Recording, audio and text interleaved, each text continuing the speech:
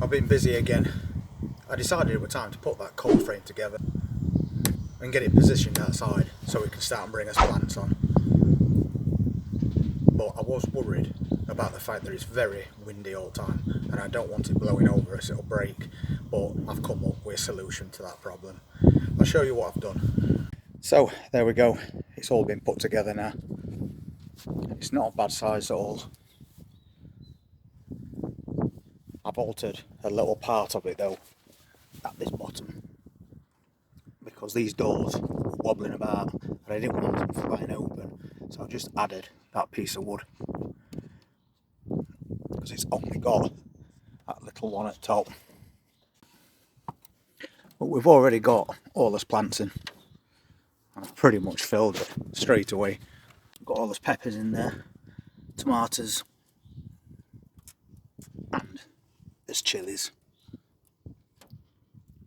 This top also lifts up so we can let any excess heat out of it and just loosen that, lift it up and then tighten that again.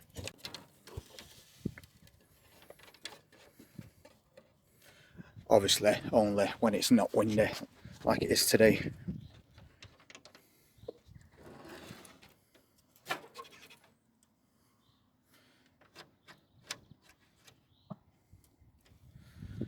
So that's a really good feature because we don't want those plants getting too hot or they'll shrivel up.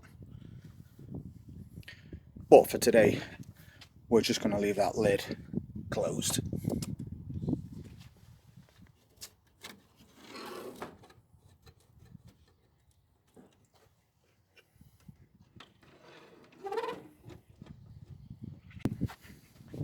And the only thing that I didn't get in there is this tomato plant because it's a little bit too tall, but we're potting that on today so it doesn't really matter.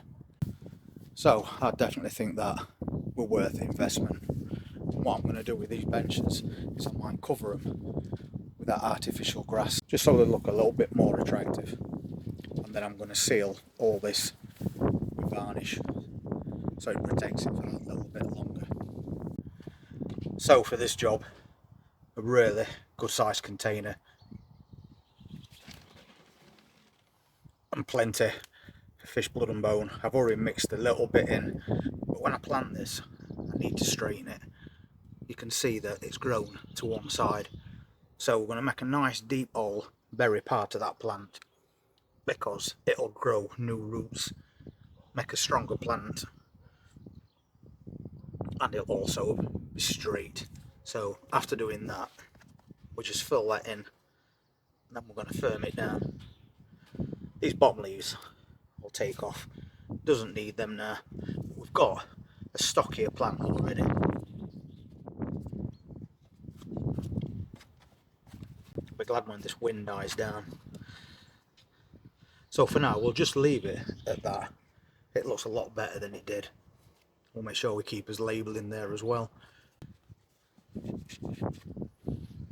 Just firm that in so it doesn't blow out.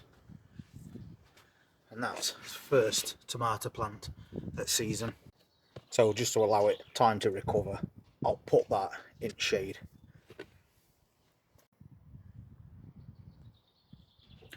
There we go. And that'll be staying in there until we start harvesting fresh, homegrown cherry tomatoes.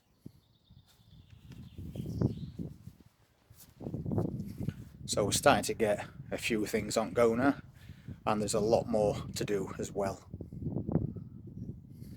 So I think that's a job well done. It's going to protect us plants from windburn while we get them to a good enough size to pot them on, which in that thing shouldn't be too long at all. And I also learnt last night that in this area your last frost date is the last week of April in Lincolnshire, whereas in Derbyshire it was the second week in May. So that's really good. We've got a couple of weeks jump on season. So as you can see, things are now starting to come together. And don't forget, we've got a couple of those 2-tier planters on way as well, which should be here in a couple of days. We'll get them put together, we'll put them across front of that van, and we'll start getting some plants in. And we've got lots of seeds that we still haven't sown, so we need to get that sorted out as well.